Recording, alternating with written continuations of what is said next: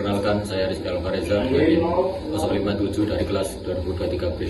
Saya dengan Muhammad Ananto dengan NIM 044 dari kelas 2023B. Di sini kami akan melakukan praktek dengan menggunakan ESP32 sebagai microcontroller pada WOPI. Nah, di sini kita akan melakukan transfer data pada Telkom IoT. Nah, di sini yang pertama kita memerlukan ESP32.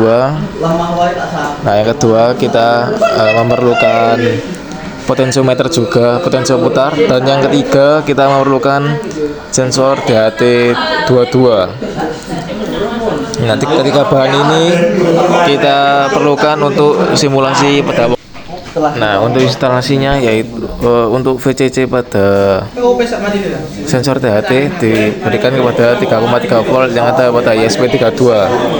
Yang kedua untuk kaki SDA pada sensor DHT diberikan pada pin D15 pada ESP32, dan untuk groundnya kita temukan pada ground yang ada pada ESP32.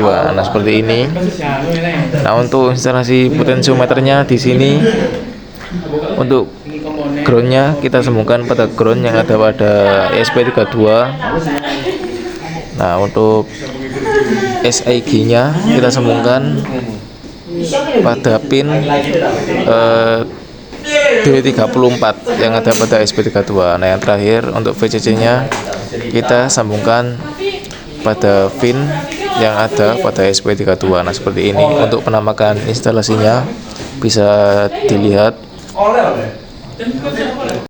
Nah, di sini kita akan lanjut ke proses pengodingan atau pemrograman pada ESP32. Di sini kita tinggal menempel saja karena kita sudah membuat codingan sebelumnya.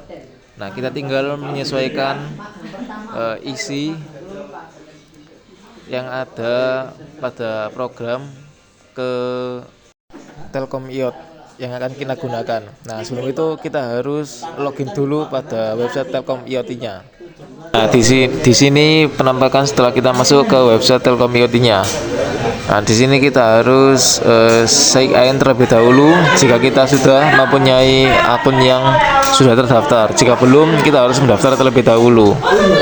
Nah, di sini saya sudah mendaftarkan akunnya.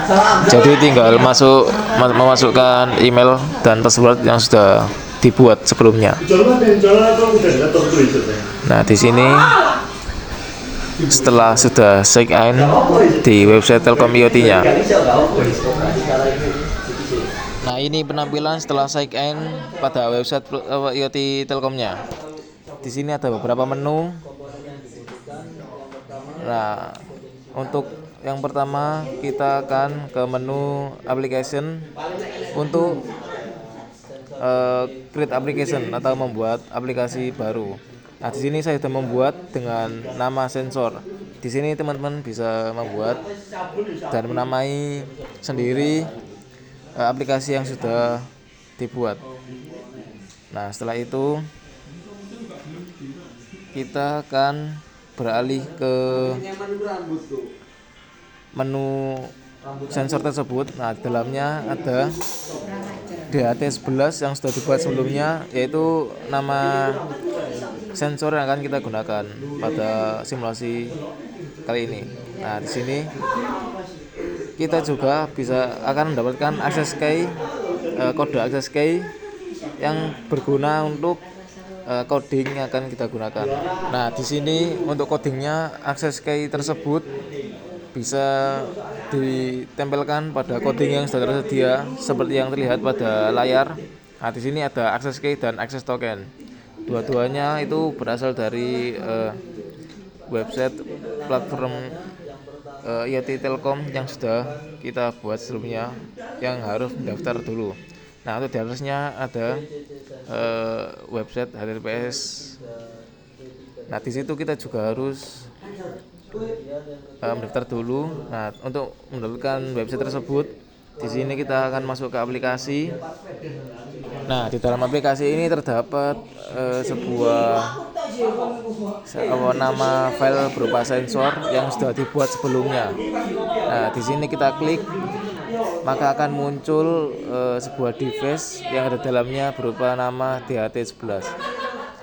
Nah, untuk device ini yang akan kita gunakan sebagai penerima data nantinya. Nah, di sini kita akan mengeklik device dengan nama DHT11 ini untuk melihat detail di dalamnya. Nah, ditunggu karena ini agak nge-lag ya. Nah, ini tampilan setelah masuk ke dalam device DHT11-nya. Nah, untuk melihat URL-nya di sini kita bisa melihatnya. Nah, itu untuk URL yang akan kita tempelkan pada program pada ESP32. Nah, di sini kita kembali ke Walkwi. Nah, di sini kita tinggal menempelkan URL yang sudah kita salin tadi pada program yang akan kita buat kali ini. Nah, untuk biar lebih enak di sini kita jejerkan saja. Nah, seperti ini. Jika sudah,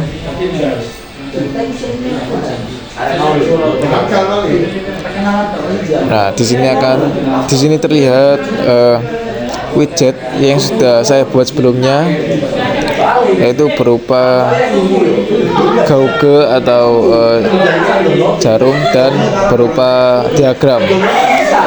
Di sini terlihat untuk simulasinya. Nah, di sini bisa terlihat untuk potensionya saat kita putar. Nah,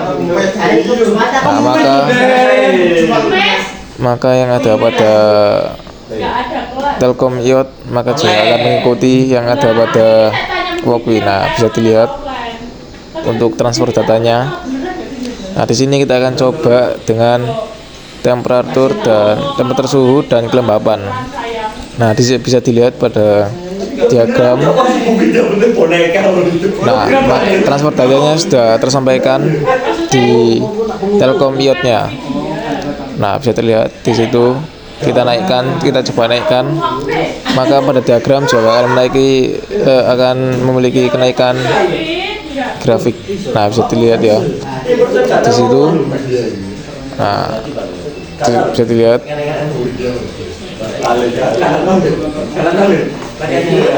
Nah, mungkin seperti itu simulasi dari kelompok kami.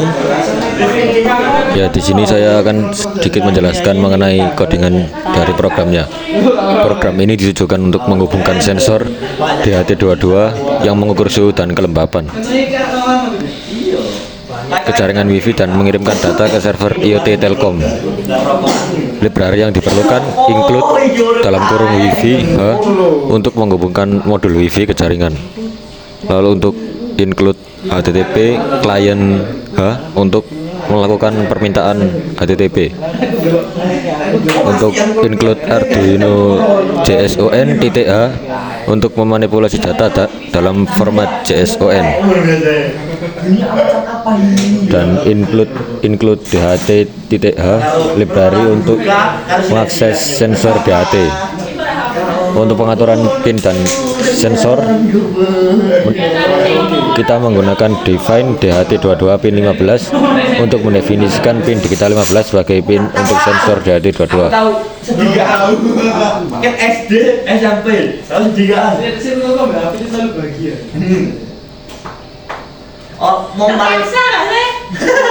Secara keseluruhan, program ini menyediakan kerangka dasar untuk membaca data dari sensor DHT22 dan mengirimkannya ke server IoT Telkom melalui koneksi WiFi.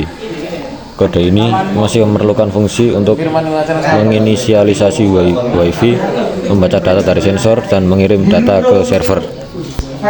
Sekian simulasi dari kelompok kami. Kurang lebihnya mohon maaf. Assalamualaikum warahmatullahi wabarakatuh.